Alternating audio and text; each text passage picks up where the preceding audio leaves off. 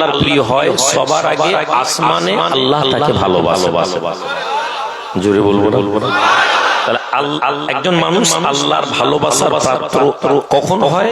যখন আসমানে আল্লাহ তাকে ভালোবাসেন এবং অর্ডার দেন জিবরিলকে, হে জিবরিল, আমি উমুকের ছেলে উমুককে ভালোবাসি, তোমরাও তাকে ভালোবাসো।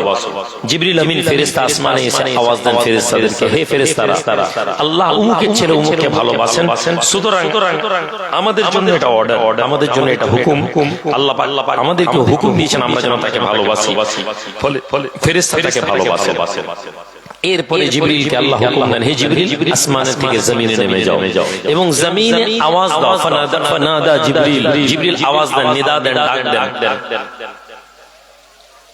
ইয়া আহলাল আরদ, হে জমিনবাসী, আল্লাহ উমুকের ছেলে উমুককে ভালোবাসেন, তোমরাও তাকে ভালোবাসো।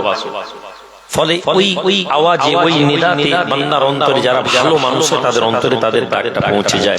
ফলে ওই মানুষ কি করতে থাকে? আল্লাহর বান্দাকে দুনিয়ার লোক ভালোবাসা আরম্ভ করে দেয়। এই হাদিসের ব্যাখ্যায় আছে শুধুমাত্র বদনসিব যারা হয়, হতভাগা যারা হয়, এই লোকেরা ওই মানুষদের বিরোধিতা করে। হতভাগ্য ব্যক্তি আল্লাহর নেক বান্দাদের বিরোধিতা করে এবং তার বিরোধিতা ব্যাখ্যায় বলা হয়েছে আবু জেহেল যেমন আল্লাহর নবীর বিরোধিতা করতে। আবু জেহেল আল্লাহর নবীর বিরোধিতার পিছনে কোনো কারণ ছিল না। আল্লাহর নবীর চলা, আল্লাহর নবীর বলা, আল্লাহর নবীর উঠা, আল্লাহর নবীর কাজ কোনোটাই অনেক ভুল ছিল। কিন্তু আবু জেহেল আল্লাহর নবীর বিরোধিতা করতে কেন? আবু জেহেলের কলবে বগদ ছিল, হিংসা ছিল। এই হিংসা থাকার কারণে সে রাসূলুল্লাহ দুশমনী করত। তেমনি আল্লাহর জমিনে আল্লাহর নেক বান্দাদের একদল লোক বিরোধিতা করবে, সমালোচনা করবে, কেননা আল্লাহ তাদের অন্তরকে হিংসায় পরিপূর্ণ করে দিয়েছে। তাদের অন্তর শয়তানের ইত্তেবা করে, অনুসরণ করে, তাদের অন্তর বগদ থাকবে, হিংসা থাকবে, তাদের অন্তরের মধ্যে বিদ্বেষ থাকবে, পরিণতি তারা আল্লাহর নেক বান্দাদেরকে দেখতে পারবে। সম্মানিত হাজির, জলসার মজলিস আমরা কেন করি? জলসার মজলিসে বসার উদ্দেশ্য, একটা উদ্দেশ্য হচ্ছে আল্লাহ পাওয়ার কারণ হিসেবে আমরা জলসার মজলিসকে স্থাপন করি। এই মজলিসে বসে আমরা আমাদের আত্মশুদ্ধি করি, তাজকিয়ায়ে নফস, চরিত্র পরিবর্তন করার কথা। আমাদের মধ্যে ভুল ত্রুটি অন্যায় যেগুলো হয়েছে, আল্লাহওয়ালা মানুষ আলেম ওলামারা এসে আমাদেরকে বলেন, বাবু এই কাজ করো, এই কাজ করো না, এই কাজ করো, এই কাজ করো না, আমরা ওগুলো শিখে আমরা আমল করি।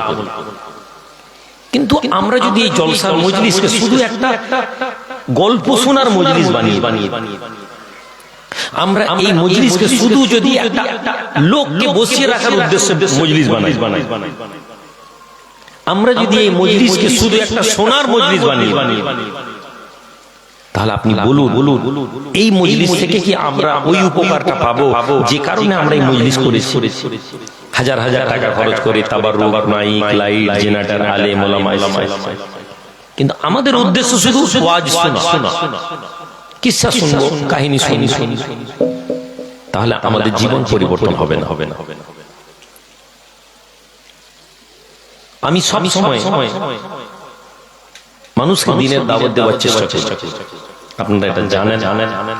আমি কোনো বড় বক্তাও নই, কোনো বড় আলেমও নই, আমার এমন সুন্দর কোনো গজলও নেই, না তো নেই যে আমাকে মানুষ দাওয়াত করে। আল্লাহ আপনাদের অন্তরে ভালোবাসা রেখেছেন, আপনারা মহব্বত করেন, আমি আপনাদের কাছে আসি এবং আমার অতি অল্প জ্ঞানে আমি আপনাদেরকে আল্লাহর রাস্তার দিকে দাওয়াত দিই। এবং কিছু ছেলে আমি চেষ্টা করেছি, বিশেষ করে যুবক ছেলে যারা, তাদেরকে একটা দিক নির্দেশনা দেওয়ার চেষ্টা করছি যে এই রাস্তা আমাদেরকে চলতে হবে। এই দিক নির্দেশনা যুবক ছেলেরা চলার চেষ্টা করে। আর এই দিক নির্দেশনা যদি আমরা চলার চেষ্টা করি, আমরা দুনিয়াতেও কামিয়াব হব, আখিরাতেও হব। কিন্তু আমার বড় কষ্ট হয়, দুঃখ হয় যখন এই যুবকদের মধ্যে থেকে একদল যুবককে আমি দেখি যে তারা দিক নির্দেশনার বাইরে গিয়ে কাজ করছে আর বলে যে ভাইজান আপনাকে ভালোবাসি।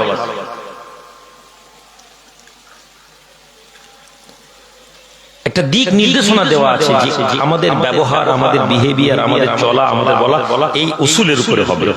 কিন্তু আমি যখন দেখি যে আপনাদের এই উসুল, এই চলা, এই বলা, এই উসুল থেকে বেরিয়ে অন্যদিকে চলছে, আমি কষ্ট পাই। বিশ্বাস করুন, আমার থেকে অনেক ভালো বক্তা আপনারা পেয়ে যাবেন, আমার থেকে অনেক বড় আলেম পেয়ে যাবেন। আমাকে দাওয়াত না করলেও চলো, কিন্তু আমার কথা যদি আপনারা না মেনে চলার মানসিকতা নেন, আপনারা যদি আমাকে আর 5 জন শুধু বক্তার মতন ভাবেন তাহলে আপনারা বড় ভুল করছেন।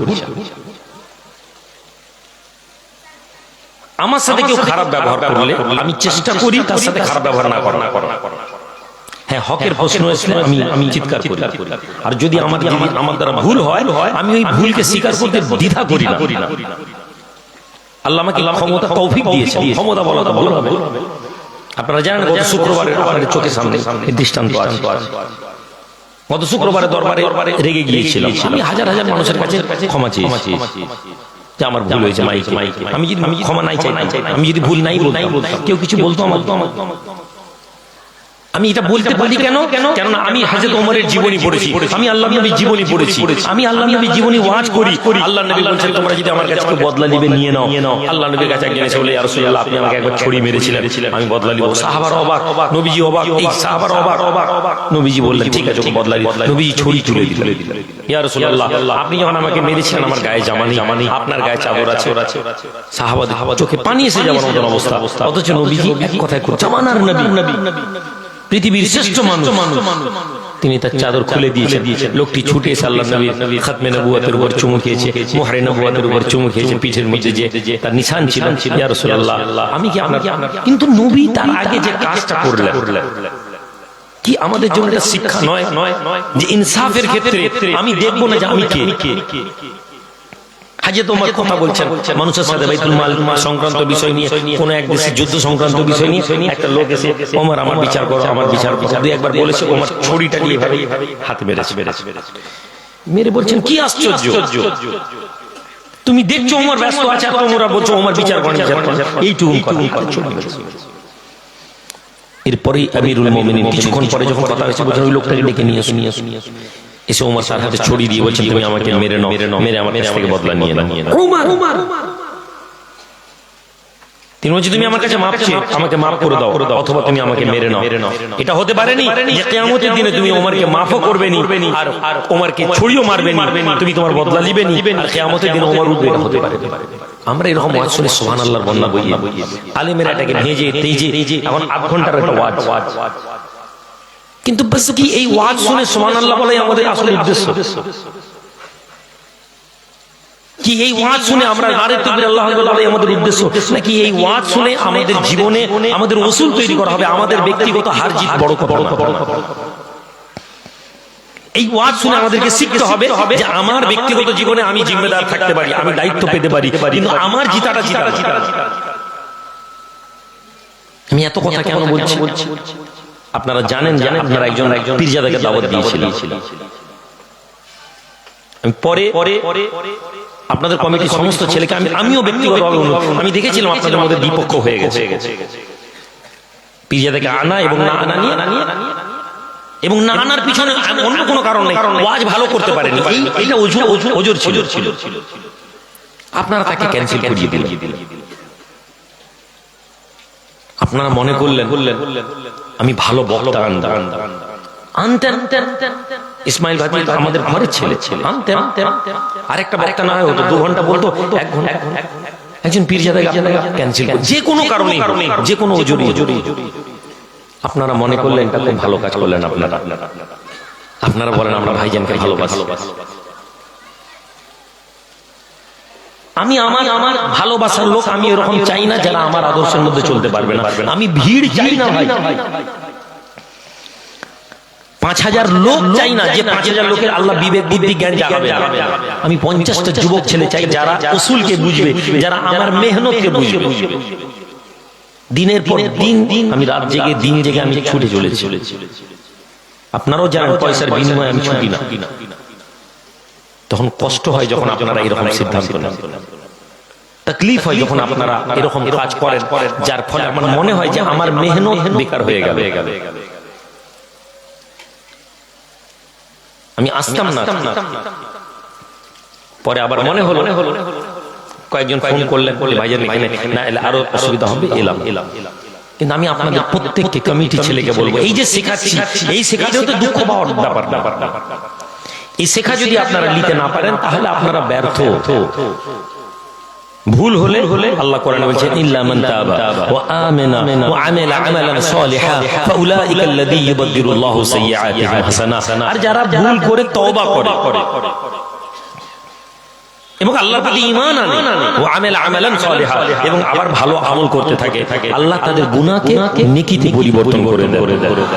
আমাদের যা ভুল হয়েছে এই ভুল থেকে আমরা শিখব, আমাদের যা ভুল হয়েছে এই ভুল থেকে আমরা আগামীতে শিখব না, আমাদের ভুল করা যাবে না।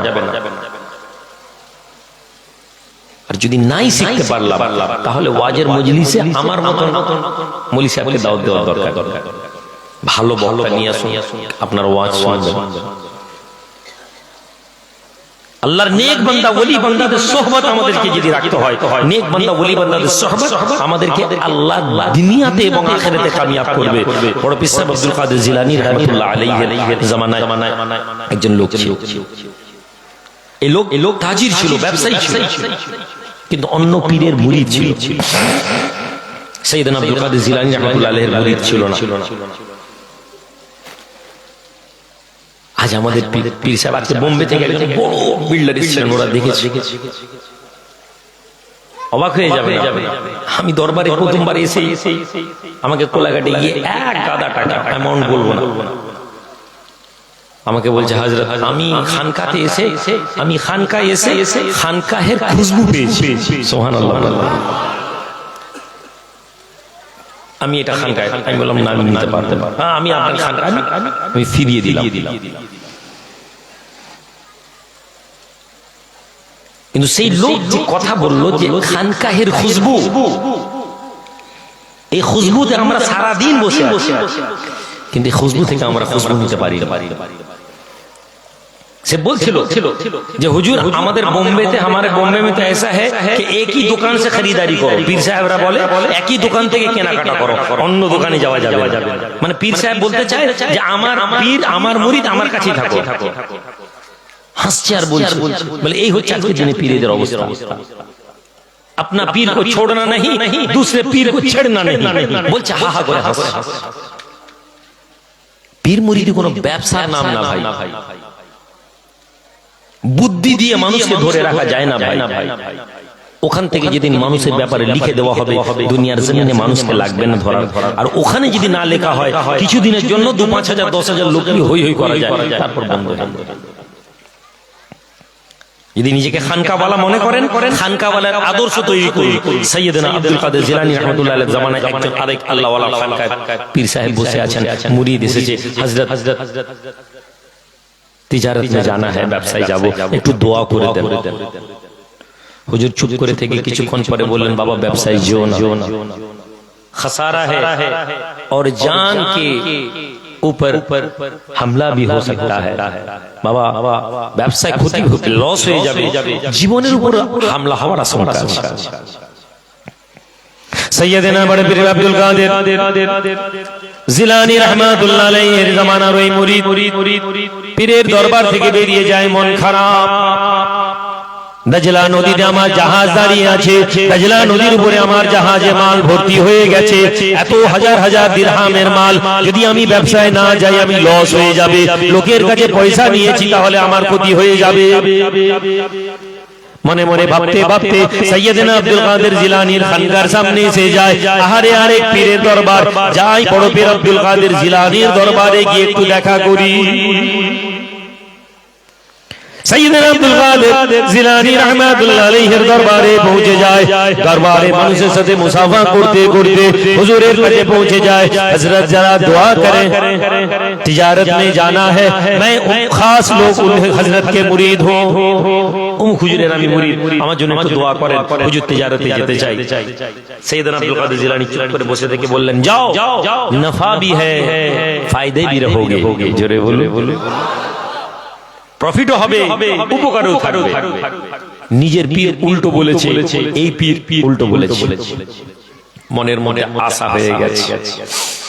সৈয়দনা আব্দুল কাদের তো জামানা তখন বড় বুজুর্গ, যাই বিসমিল্লাহ বলে নৌকা ছেড়ে দিয়েছে, পাল তুলে বেরিয়ে গেছে, তিজারতে গেছে, প্রচুর বিক্রি হয়েছে, প্রচুর টাকা সম্পত্তি নিয়ে ফিরছে একটা সরাইখানায়, একটা আমরা যেমন আজকের দিনে বাইরে গেলে গেস্ট হাউসে থাকি, আমরা যেমন হোটেলে থাকি, তখন সরাইখানায় থাকা রাস্তায় সরাইখানাতে ঘুমাচ্ছে রাতের বেলা, টাকা পয়সা দিয়েছে, ঘুমিয়ে আছে দরজা লাগিয়ে, হঠাৎ দেখছে ডাকাত এসে গেছে। ডাকাত এসে তুলে মারধর করে সব টাকা পয়সা কাড়িয়ে নিয়ে বুকে একটা জোরে খঞ্জার মেরে দিয়েছে। যেই বুকে খঞ্জার লেগেছে চোখটা খুলে চুম চুম চিৎকার দিয়ে উঠে ঘাম দিচ্ছে, দেখছে যে খাপ দেখছিলাম, টাকার জায়গা দেখছে, টাকার জায়গা। পরের দিন সকালবেলা তাড়াতাড়ি বেরিয়ে ঘর পৌঁছেছে। এবার তোমাদেরকে শিখাচ্ছি, এই যুবক, পীরের দরবারে গিয়ে তোমরা গীবত করো, গীবত। তোমাদের নসিব, তোমাদের তকদির ছোট হয় একটা কারণ যে তোমার পীর তোমার পাশে বসে বসে গীবত শুনে। সেই পীর কি আমি বলতে চাই না, কিন্তু তোমাদের তকদির ছোট হওয়ার জন্য এটা যথেষ্ট। আর মুরিদ বাগদাদের জমিনে এসেছে, এসে কোথায় যাওয়া উচিত ছিল? বড় পীর আব্দুল কাদের জিলানীতে হুজুরের কাছে দোয়া নিয়ে গেছি। আমার পীর সাহেব বলেছিল মরে যেতে পারিস, লস হয়ে যেতে পারে, না লস হয়েছে না মরে গেছি, তাহলে আমি বড় পীর আব্দুল কাদের জিলানীর দরবারে যাই, আগে দেখা করি। এই পীর দামি না, একজন মুরিদের উসুল এটা না। নিজের পীরের দরবারে গেছে, হুজুরকে দেখছে, হুজুর আসসালামু আলাইকুম। হুজুর তিজারত भी हुआ, नफा भी हुआ, फायदा में भी रहा। হুজুর ব্যবসা করেছি, টাকাও হয়েছে, উপকারও হয়েছে, শরীর সালামত। হুজুর চুপ করে বসে আছেন মুরিদের দিকে তাকিয়ে, তারপরে বলছেন, এই তুমি আমার দরবার থেকে বেরিয়ে অন্য কোথাও গিয়েছিলে? আল্লাহর বান্দা মুরিদ, যুবক তুমি দাঁড়িয়ে দাঁড়িয়ে পীরের দরবারে মিথ্যা কথা বলো, তুমি দাঁড়িয়ে দাঁড়িয়ে তোমার পীরের সামনে মিথ্যা কথা বলো, কিন্তু তুমি মনে করো নি আল্লাহ তোমার সম্পর্কে জানেন না। দুনিয়ার জমিনে তুমি মিথ্যা বলো আর মনে করো তোমার এই গুনাহ কেউ জানবে না। আল্লাহ পাক বলেন, ইন্নাল্লাহা খাবীরুম বিমা তা'মালুন। হে আল্লাহর বান্দা, তুমি যাই করো না কেন, দুনিয়ার জমিনে মানুষ জানুক অথবা নাই জানুক, আল্লাহ তোমার সম্পর্কে জানেন। হাক্কানি পীর মানুষ, হাক্কানি মুরিদেরা আল্লাহর ভয় তাদের অন্তরে থাকে। হুজুরের সামনে দাঁড়িয়ে বলে, হুজুর আপনি যখন আমাকে বলেছিলেন, হুজুর আপনি যখন আমাকে বললেন ব্যবসায় যেও না, আমি চিন্তা করছিলাম কেননা আমার অনেক টাকার তিজারতের সম্পদ ছিল। হুজুর আমি আপনার দরবারে যেতে যেতে আমি আব্দুল কাদের জিলানীর দরবারে পৌঁছে যাই। হুজুর আব্দুল কাদের জিলানীর দরবারে গিয়ে দোয়া নিয়েছিলাম, দোয়া নিয়ে ব্যবসা থেকে বেরিয়েছিলাম। আমার মতন পীর সাহেব বলে, যাও বেরিয়ে যাও। সৈয়দনা আব্দুল কাদের জিলানীর নাম শুনেই তার পীর মুচকি মুচকি হাসছেন আর বলছেন, এটা এই সফরে তোমার উপরে কোনো বড় সমস্যা হয়েছিল? জি না হুজুর। এই ঠিক করে ভাবো, সফরে তোমার উপর কিছু ঝামেলা হয়েছিল?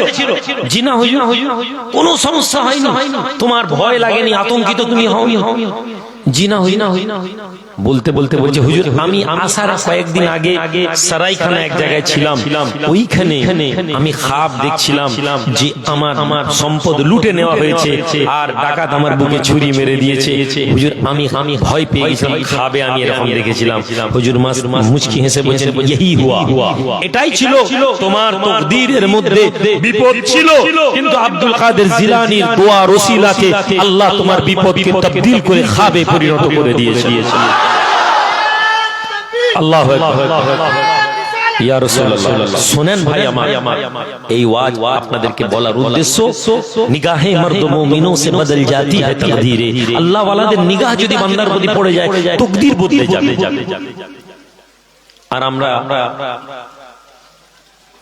মানুষকে কষ্ট দিয়ে দিই নিজেদের অস্তিত্বকে জিতানোর জন্য, নিজেদের ক্ষমতাকে দেখানোর জন্য, নিজেদেরকে বড় প্রমাণ করার জন্য আমরা মানুষের বিরোধিতা ছেড়ে দেন। আমরা মনে করি যে আমি এই কাজটা করে বাহাদুরি করলাম।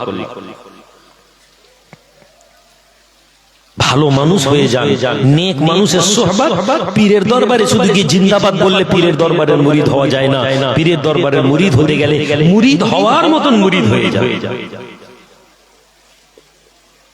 মুরিদ হওয়ার মতন মুরিদ হয়ে যাবে। জমিন এবং আসমান এক হয়ে যাবে মিয়া, কিন্তু হাক্কানি পীরের দামন যদি ধরে নাও তোমার দুনিয়া এবং আখিরাত কখনো পরিবর্তন হবে না। জোরে বলুন সুবহানাল্লাহ। খারাপির মধ্যে যাবে। আহমদুল্লাহ হুজুর কিবলা রাহমাতুল্লাহ আলাইহি, গ্রামের নাম কাঞ্চনপুর, মানুষের এখনো বেঁচে আছে।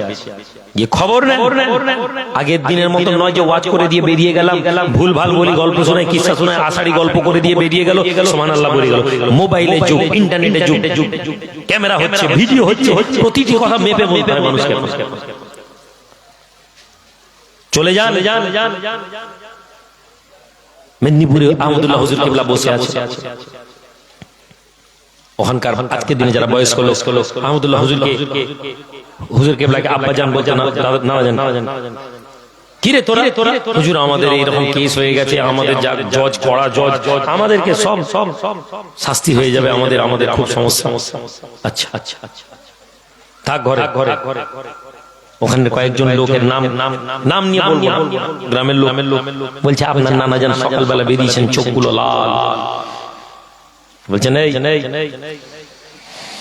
যা আমি আহমদুল্লাহ আল্লাহকে রাজি করিয়ে দিয়েছি, জোরে বলে তোদের কিচ্ছু হবে না। মিষ্টি নিয়ে এসে মিলাদ দিয়ে মিষ্টি খা, বেলা 10টায় বিচার, জজ বসবে, আর সকাল 7টায় এই চলছে। পীরদের সোহবত থেকে কি পাবে? কোনদিন পীরকে পীর বলে অন্তর থেকে মেনেছো? তোমার স্বার্থের বিরুদ্ধে চলে গেলে পীরকে তুমি গাল দিয়ে দাও, আর তুমি বলো আমি পীর, আবার বিপদে পড়লে পা ধরে বলো হুজুর বেয়াদবি হয়ে গেছে, মাফ করে দেন। তুমি তো পীরের মুরিদি না। নবীর জামানায় মুনাফিক ছিল, বর্তমান জামানায় তুমি মুনাফিকদের চরিত্র তোমার মধ্যে আছে। আমি মুনাফিক তো বলতে পারবো না, কিন্তু মুনাফিকের আদর্শ তোমার মধ্যে লুকিয়ে আছে। মুনাফিকরা নবীর স্বার্থের বিরুদ্ধে গেলে মুনাফিকরা নবীর বিরুদ্ধে কথা বলতো। নবীজি বললেন চলো জিহাদে বেরোবো, গরমের টাইম, খেজুর পেকে গেছে, ঈমানদাররা বেরিয়ে গেছে। নবী বলেছেন মুনাফিকরা পিছনে যাচ্ছে, আর বলছে এটা কি আল্লাহ নবীর কোনো টাইম হলো জিহাদে যাওয়ার জন্য? এখন আমাদের খেজুর পাড়ার টাইম, এখন খেজুর পেকে গেছে, এখন আমাদের শস্য তোলার টাইম।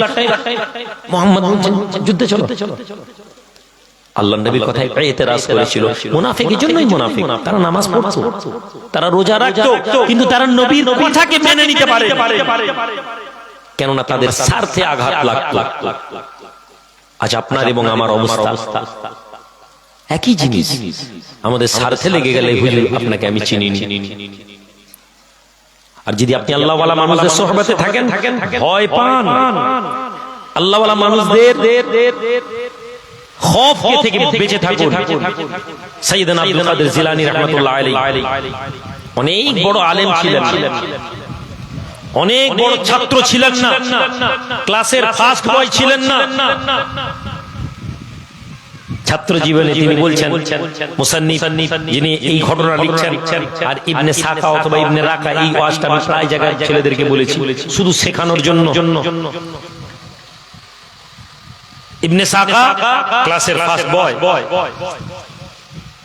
মাদ্রাসার ছাত্র, শুনলো যে বাগদাদের কোনে একজন লোক আছেন, অনেক নাকি আল্লাহওয়ালা মানুষ, অনেক জ্ঞানী মানুষ। ছেলেরা যায় দেখা করে, তো এই তিন বন্ধু মিলে বলে চলো আল্লাহওয়ালা মানুষের সাথে দেখা করি।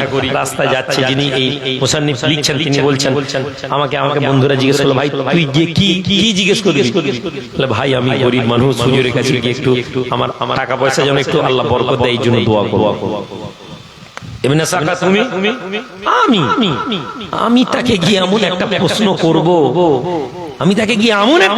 করব, কত বড় আলেম, কত বড় জ্ঞানী আল্লাহওয়ালা মানুষ দেখা যাবে, এমন প্রশ্ন করব উত্তর দিতে পারবে।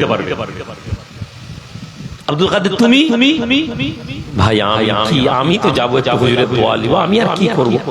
আমি হুজুরের কাছে দোয়া চাইবো যে হুজুর একটু আমার জন্য দোয়া করে দেন। পৌঁছে গেছে মরুভূমির পাশে, গ্রামের শেষ প্রান্তের একটা বাড়ি, কেউ নেই। এমন সময় হঠাৎ একজন লোক বেরিয়ে এলো, বেরিয়ে ইবনে সাকার দিকে বলে, এই ছেলে, আমি তোমার বুকের মধ্যে জাহান্নামের আগুন দেখতে পাচ্ছি। আরে এই ছেলে, তুমি আমার কাছে দোয়া চেয়েছিলে, যাও আমি তোমার অর্থের জন্য, পয়সার জন্য দোয়া চাইছি।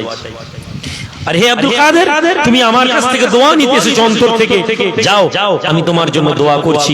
খুব শীঘ্রই একটা দিন আসবে যখন তুমি বাগদাদের মেম্বারে দাঁড়িয়ে বলবে, সমস্ত ওলির কাঁধে আমি আব্দুল কাদের আমার পা আছে। জোরে জোরে কি হয়েছে আপনারা জানেন, ঘটনাটা শুনেছেন। কিছুদিনের মধ্যে এই লেখক যিনি ঘটনা লিখছেন তিনি বাদশার মূল অর্থমন্ত্রী হয়ে গিয়েছিলেন। আব্দুল কাদের জিলানী বাগদাদের মিম্বরে দাঁড়িয়ে বলেছিলেন, সমস্ত ওলির কাঁধে আমার পা। আর এই ইবনে সাকা বড় আলেম হয়ে, মুবাহিস হয়ে, বাদশার পছন্দের লোক হয়ে রোমে গেল বাহাস করতে গিয়ে একটি মেয়েকে দেখে তার প্রেমে পড়ে এমন হয়ে গেল, শুয়োরের খোঁয়াড়ে থাকতে থাকতে চাষ করতে করতে ওই মেয়েকে বিয়ে তো করা দূরের কথা, হাতে কুষ্ঠ হয়ে রোগের রাস্তায় পড়েছিল। একজন লোক গিয়ে দেখছে কুষ্ঠ হয়ে, বলছে তোমার কোরআনের কোন আয়াত মনে আছে? বলেন না, একটাই আয়াত, আল্লাহর রহমতের কথা বলতে বলতে গিয়ে মরে গেল।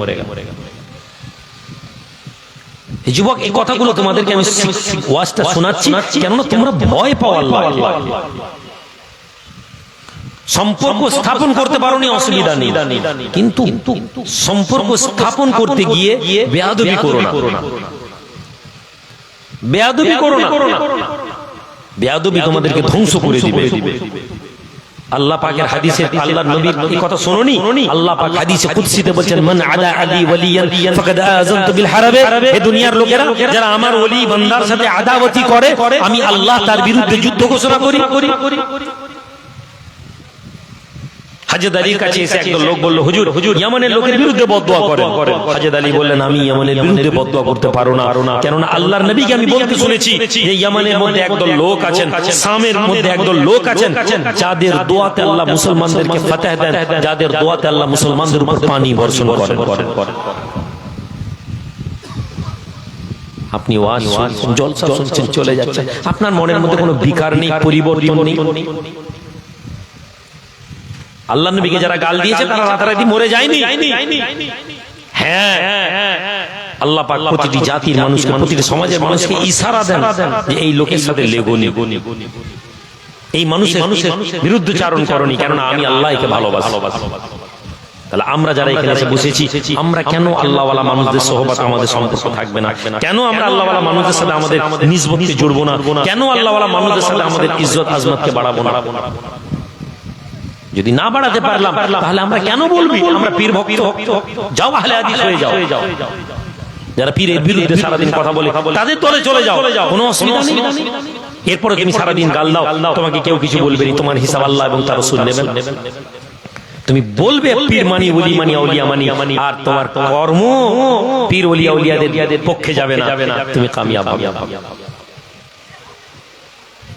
আল্লাহওয়ালা মানুষদের সোহবতকে নিয়ে জীবন আদর্শ গঠন করুন। হযরত বড় পীর সাহেব আব্দুল কাদের জিলানী রাহমাতুল্লাহ আলাইহি ছেড়ে দেন, আপনি খুঁজে দেখুন আপনার আমার মাঝে পীর আহমদুল্লাহ হুজুর রাহমাতুল্লাহ আলাইহি এই ওয়াজগুলো কতবার করেছি ছেলেদের কাছে, শুধু কিসের জন্য?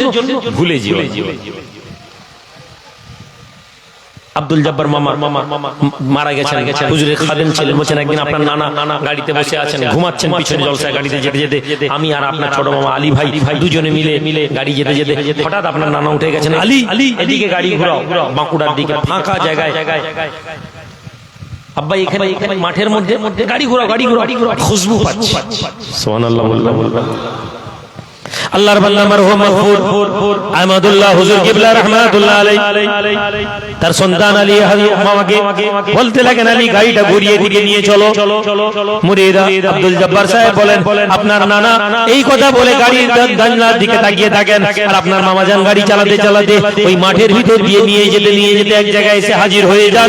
পুরো ফাঁকা মাঠ, কেউ নেই, কিন্তু চারিদিকে কলা গাছ লাগানো একটি ছোট্ট বাগান, পুরো কলা গাছ দিয়ে ঘেরা একটা বাগান মাঠের মাঝে।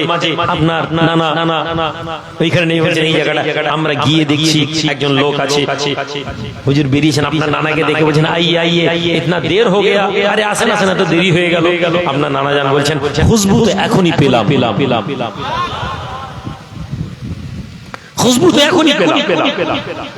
আমরা বসেছি, ঘরের মধ্যে কেউ নেই, বুড়া একা বসেছেন, বসে ঘরের মধ্যে ঢুকে তস্তরিতে করে গরম মিষ্টি গরম পরোটা এনে দিয়েছেন, হুজুর একটু খান। আপনি বলছেন এসব ওয়াজ, এসব কিসসা, এসব কাহিনী। আজ তারা আমাদের মাঝ থেকে 20 বছর 30 বছর আগে চলে গেছেন, তাদের কথাকে আমরা চোখে দেখেছি। আপনি বলেন আপনার তো দেখতে পাইনি, হ্যাঁ আপনি আমার দেখতে পাবেন না। কেননা আমি ওই দলের লোক নই, ওই যোগ্যতা আমার নেই। কিন্তু আপনি আমাকে পাবেন, আমি আল্লাহওয়ালা মানুষদের পিছনে দাঁড়িয়ে দিয়েছি। আমি ব্যক্তিগত স্বার্থে, আমি আপনার আমার কাছের লোক, মহব্বতের লোক, আমি আপনাদেরকে আঘাত করা পছন্দ করিনি, আমি আপনাদেরকে কষ্ট দেওয়া পছন্দ করিনি। কিন্তু আল্লাহর নামে শপথ করে বলছি, আমি চাইনি আমার কাছের লোকেদের সম্পর্ক নিসবত আল্লাহওয়ালা মানুষদের বিরুদ্ধে যাক। আব্দুল সাত্তার দেবীপুরি হুজুর নওগাঁয় বলছে, আপনার নানা বসে আছেন, একজন পীর সাহেব এসে আপনার নানার বিরুদ্ধে ইশারায় বিশারায় এত উল্টা পাল্টা বলছে, আমাদের মাথা গরম হয়ে গেছে, আমাদের রাগ লেগে গেছে। বাংলাদেশের পীর সাহেব আমরা বলছি, হুজুর একে নামিয়ে দেব। আপনার নানা জানা বলছে, না না না না, বলতে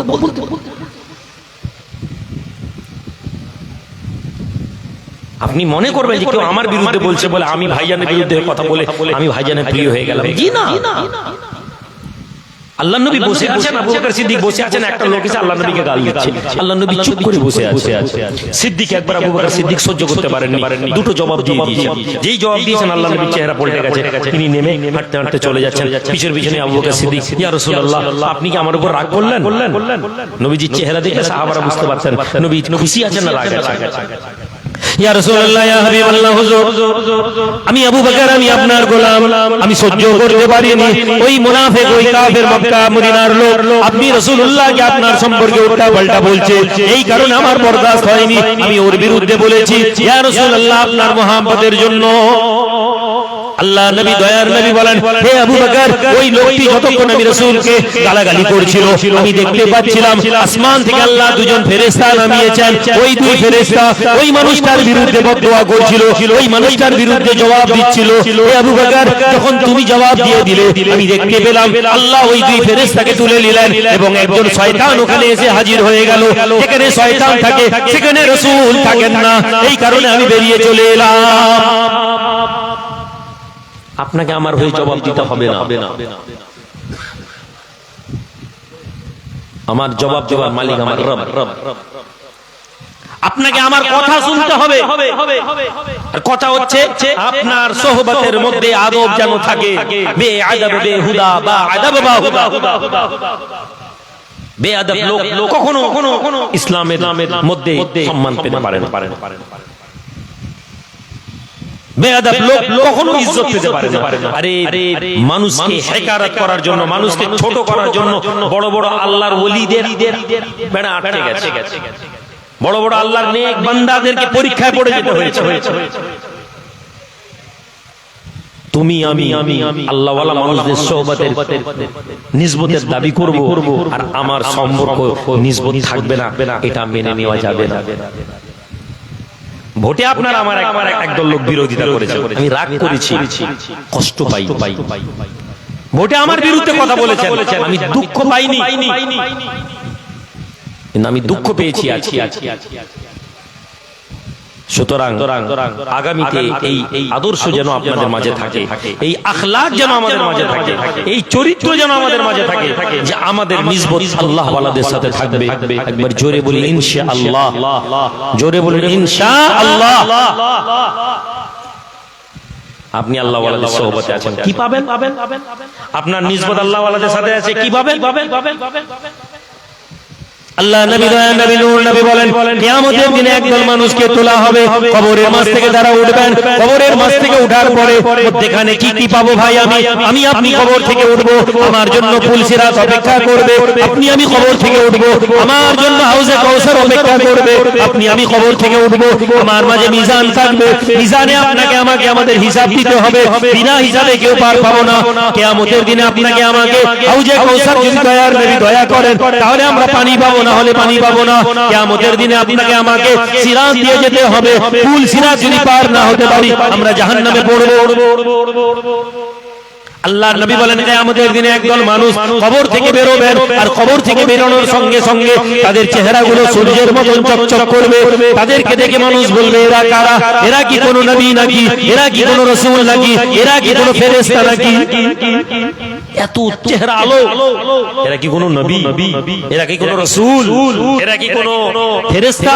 বলা হবে না, এরা আল্লাহর একদল মাহবুব বান্দা, যারা দুনিয়াতে আল্লাহকে রাজি করিয়ে নিয়েছিল। কি হবে? ফেরেশতাদেরকে আল্লাহ হুকুম দিবেন, বান্দা এদেরকে বলো আমার জান্নাতের দরজা খোলা আছে, এরা যে জান্নাতে চাইবে সেই জান্নাতের মধ্যে প্রবেশ করে যা। না না, তাদের কোনো বিচার হবে না, না না তাদের কোনো বিচার হবে না, না না তাদেরকে পুলসিরাতে পার হতে হবে না, না না তাদেরকে মিজান যেতে হবে না।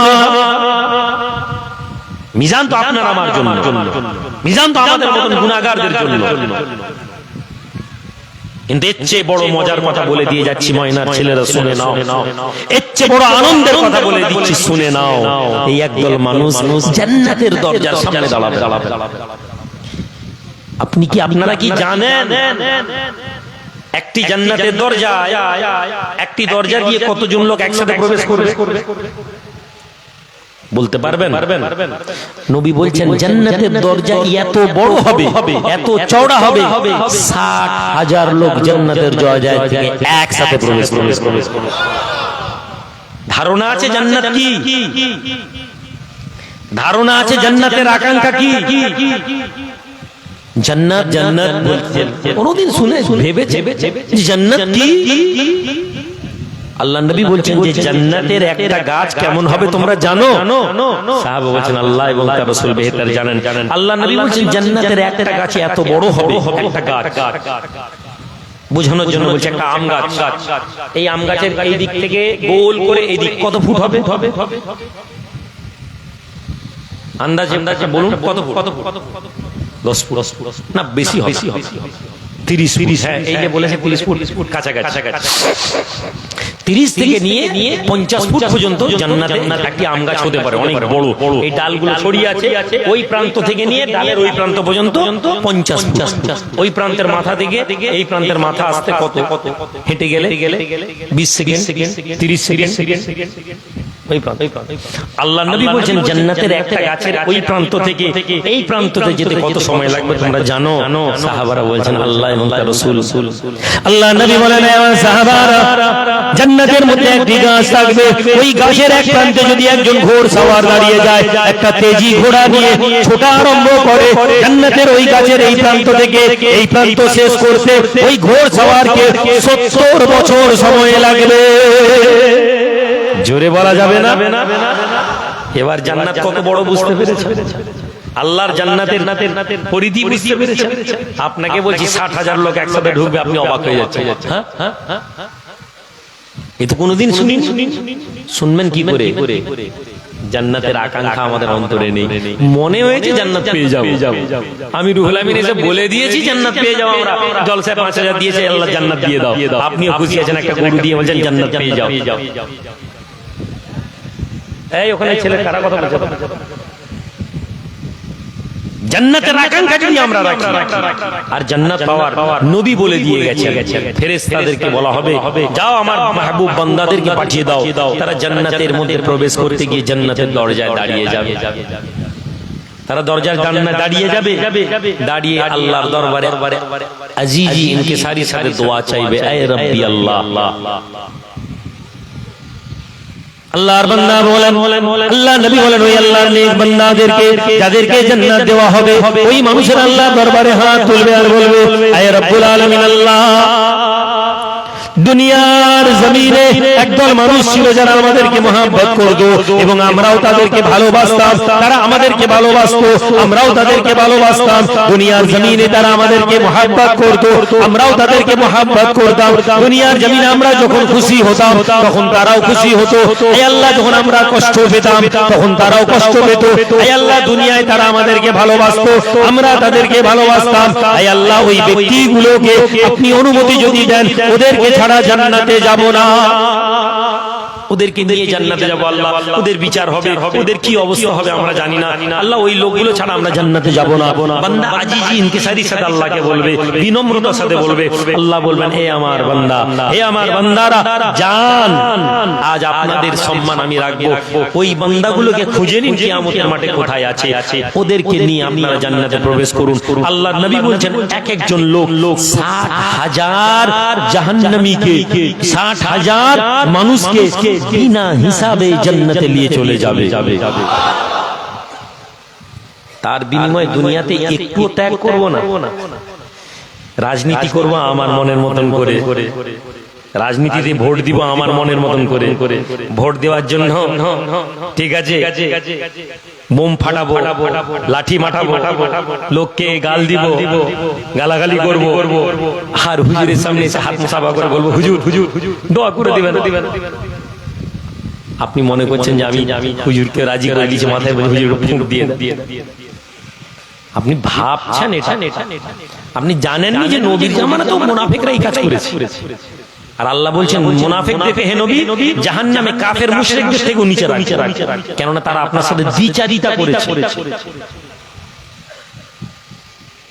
আপনি বলছেন দাদা হুজুরের সিলসিলাটা একদম জান দিয়ে ভালোবাসি, আর ওদিকে আপনি ব্যবসা করতে গিয়ে বলছেন জোরে আমিন পড়লো হবে, হাদিসে আছে, জোরে আমিন পড়লে হাদিসে বাধা নেই, আপনি পড়ুন, আমি রুহুল আমিনও আপনাকে বাধা দিব না। আপনি মনে কেন করছেন যে আপনি যাকে ধরেছিলেন তাকে ধরে আপনি জান্নাত পৌঁছাতে পারবেন? আপনার মনে এই প্রশ্ন কেন আসছে যে পীরেদের হাত ধরলে আমি গুমরা হয়ে যাব? আপনার মনে কেন এই প্রশ্ন আসছে পীরেদের তরিকাতে থাকলে আমার দ্বারা বেদাত হয়ে যাবে, শিরক হয়ে যাবে? এই ভাবনা আপনাকে ডুবিয়ে দিবে। সৈয়দনা আব্দুল কাদের জিলানী রাহমাতুল্লাহ আলাইহি দরবারে বড় আলেম আবু কুদামা রাহমাতুল্লাহ আলাইহি, আবু কুদামাকে আহলে হাদিস মতবাদের বড় ইমাম ইবনে কাইয়্যুমের উস্তাদ, ছাত্রের ছাত্র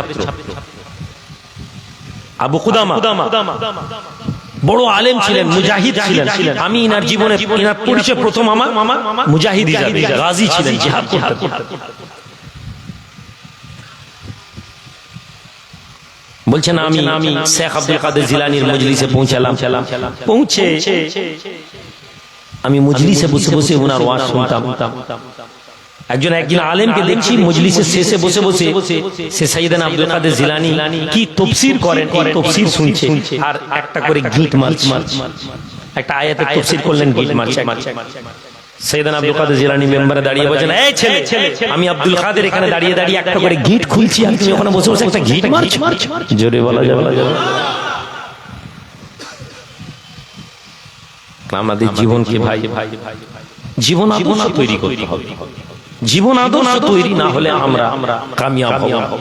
মরহুম মাগফুর আব্দুল হাই সিদ্দিকী রাহমাতুল্লাহ, বড় হুজুর বিসমিল্লাহ রাহমাতুল্লাহ আলাইহি, আমি আব্বার মুখে শুনেছি হিজলি জলসা, বড় হুজুর বিসমিল্লাহ বসে আছেন, বসে থাকতে হিজলিতে জেনারেটরের নাট বোল্ট হারিয়ে গেছে। তখন জেনারেটরের কি ওই যে প্লাগ দিয়ে টেনে ঘোরাতে হারিয়ে গেছে। মাগরিবের আজান হবে, এখন নামাজ হবে, সব হই হই করছে। হুজুর বসে আছেন, লোক পৌঁছে গেছে। হুজুর জেনারেটরের বোল্ট হারিয়ে গেছে। হুজুর কিবলা দেখে বোল্ট হারিয়ে গেছে, আমি কি করব? ভয়ে গিরগির করে ছুট। ওখান থেকে বিদ্যাপীঠ অনেক দূর, বোগা অনেক দূর।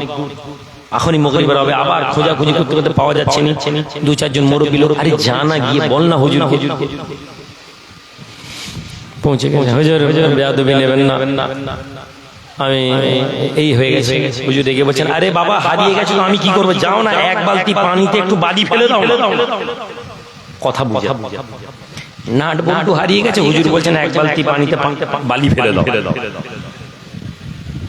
লোকও তেমনি। আব্দুল সালাম সাহেব রাজনগরে,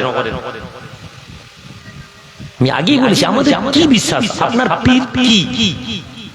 আপনার পীরের কাছে গিয়ে আপনি তাবিজ নেন, আপনার পীরের কাছে গিয়ে আপনি দোয়া নেন, মাথা বাড়িয়ে ফুঁকলেন, হুজুর একটু দোয়া করে দেন, ব্যবসা ভালো হোক। আপনার পীরের পরিচয়, আপনার পীরের কাছে আপনি তাবিজ টুকবি, আর আপনার পীরের কাছে গিয়ে আপনি মাঝে মাঝে গীবত করেন। হুজুর ওই হুজুর এই কথা বলেছে, ওই পীর সাহেব এই কথা বলেছে, ওই মৌলানা সাহেব এই কথা বলেছে, গ্রামের ওই লোক আপনার বিরুদ্ধে বলেছে। এর বাইরে আপনার পীরের সাথে আপনার কি পরিচয় দিন? আপনার পীরের কাছে গিয়ে আপনি সবক নিয়েছেন? গ্রাম আহলে হাদিস হয়ে যাচ্ছে, গ্রাম তাবলীগ হয়ে যাচ্ছে, গ্রাম ব্রেলি হয়ে যাচ্ছে, কেন হবেনি? পীরের দরবারে বসে সবক নিয়েছি আমরা? সবক দেওয়ার লোক আছে, অনেক লোক আছে, আমরা লিন। নামাজি পড়বো নি, হুজুরকে একটা 10,000 টাকা জলসা দিনে একটা গরু দিয়ে দিব, 15,000 টাকা দিয়ে, আর হুজুর বলে দিব আল্লাহ জান্নাত দাও, ছেলেকে মেয়েকে বংশ কি জান্নাত দিয়ে দাও, আর সবাই জোরে বলো আমি আমি বলে দিবে জান্নাত পেয়ে যাও। আর তারা মুরিদ ছিল আল্লাহ পাওয়ার জন্য, তারা মুরিদ হয়েছে। লোকজন বলছে হুজুর ওইখানে কলে পানি তুলেছে, তুলে বলছে হুজুর বলেছেন কি হবে, বলে একটু বালি তুলে ফেলে দে, বলে কোথায়, মানে আরে এখান থেকে তুললাম, ওই রকম বালি তুলে দিয়েই ফেলেছে, ঠক করে নিচে লোহার পড়ে গেছে বলছে। এই ঘটনা তো আমাদের শোনা কথা, যারা ওখানে উপস্থিত ছিল। তাহলে আপনি বলুন আজ আমাদের জীবনে এত কষ্ট কেন, আজ আমাদের অবস্থা এরকম কেন? কেন না আমাদের ঈমান, আমাদের ইয়াকিন, আমাদের বিশ্বাস দুনিয়ার জন্য হয়ে গেছে। দুনিয়াতে আমাদেরকে কামিয়াব, বড় জলসা করতে হবে, বক্তা ঘোড়ার ডিম যে পারে আসে, বক্তা বড় বক্তা, আওয়াজ যত যার ভালো হবে সেই বক্তা জ্ঞান থেকে।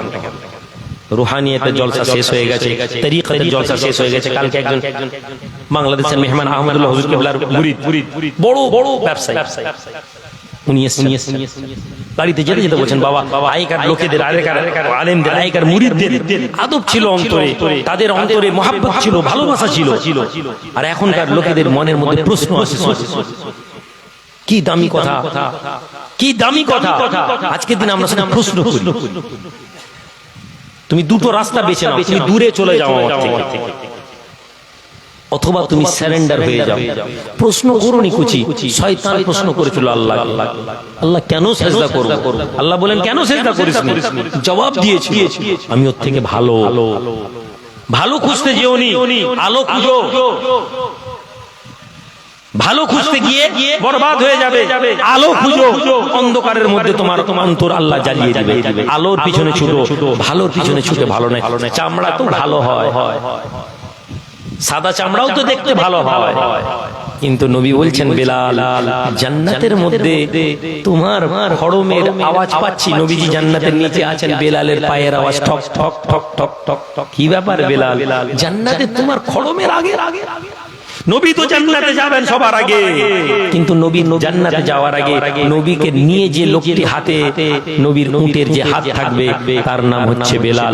নবী তো জান্নাতে আগে যাবেন, কিন্তু নবীর গোলাম নবীকে টেনে টেনে জান্নাতে প্রবেশ করবে। সাদা চামড়ার পিছনে ছুটেছ, বেলালকে আল্লাহ রং দেননি, বেলালকে আল্লাহ আলোর ঈমানের আলো দিয়েছেন। জোরে বলুন সুবহানাল্লাহ। ভাই ভাই ভাই দোয়া চেয়ে দিব, আর কথা বলবো না। তাবারুক রেডি হয়ে গেছে? কই গো তাবারুক রেডি হয়ে গেছে? দোয়া চেয়ে দিব। আমি জানি আপনারা দুঃখ পাচ্ছেন, কষ্ট পাচ্ছেন, আমি বলছি আপনাদের থেকে অনেক বেশি কষ্ট পাচ্ছেন। আমি আপনাদেরকে বলেছি, আপনারা জানেন ময়না গ্রামকে ভালোবাসে, আবার বিশেষ করে এই পূর্বপাড়া, এই হানাগোড়া থেকে নিয়ে এই গ্রামটাকে একটু বেশি ভালোবাসে। সবাইকে ভালোবাসে, কিন্তু না, আমার মধ্যে দ্বিচারিতা নেই। আমি একই গ্রামে এসে আমি একটা পাড়াকে বেশি ভালোবাসি, এই কথা বলতে পারি, কেননা আমি পরোয়া করিনি আরেকটি পাড়ার লোক আমাকে কি ভাববে। একটা পাড়ার লোক বেশি ভালোবাসি কথা তারা তাদের যোগ্যতায় দিয়েছে, তারা তাদের যোগ্যতায় এই জায়গায় পৌঁছেছে। হ্যাঁ, এই পাড়াতে অনেক আমার বিরোধী আছে। হ্যাঁ, এই পাড়াতে অনেক ছেলে বিরোধিতামূলক কথা বলেছে। আবার আরেক পাড়ায় অনেক মহব্বতের লোক আছে এই পাড়ার থেকে বেশি, কিন্তু এই পাড়ার গ্রামের মানুষ নিজেদের ভালোবাসাটাকে মেহনতের দ্বারা এক জায়গায় নিয়ে পৌঁছাতে পেরেছে। এটা সবাই পারে, আর এই ভালোবাসা আছে বলেই এত কষ্ট। কত জলসায় কত বক্তা আসে, কত বক্তা যায়, কত বক্তা ক্যান্সেল হয়, কিছুই যায় আসে, কিন্তু কাছের লোকেদের যখন ভুল হয় তখন কষ্ট বেশি। আল্লাহ পাক আমাদের সকলকে হিদায়াত দেয়। আসেন ছোট্ট করে একটু সালাত সালাম।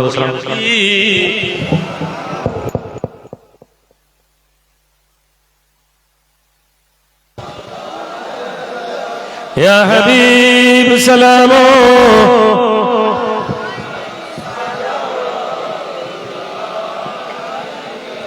طلع البدر علينا من ثنيات الوداع وجب الشكر علينا ما دعا لله داعي يا نبي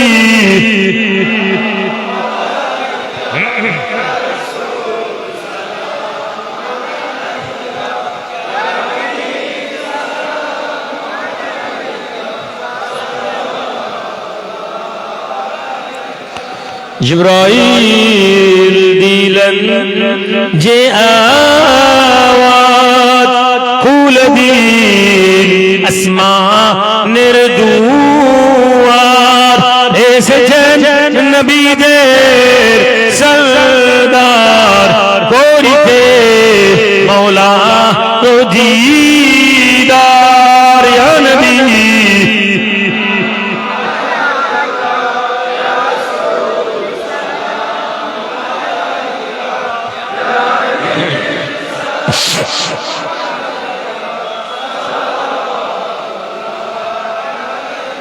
ऐसा अगर जाए मदीना, तू नबी जी से ये कहना कि आपका एक नाम ले, आप उसे यूं कह रहा था, या नबी सलामो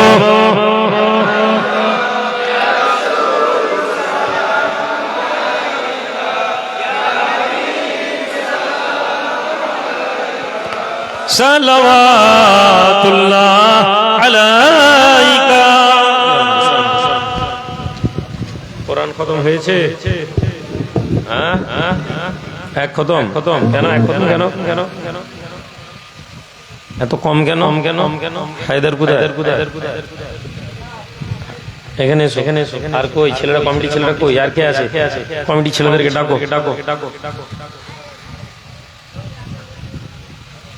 এখন কমিটি ছেলেরা কইও, আর কে আছে?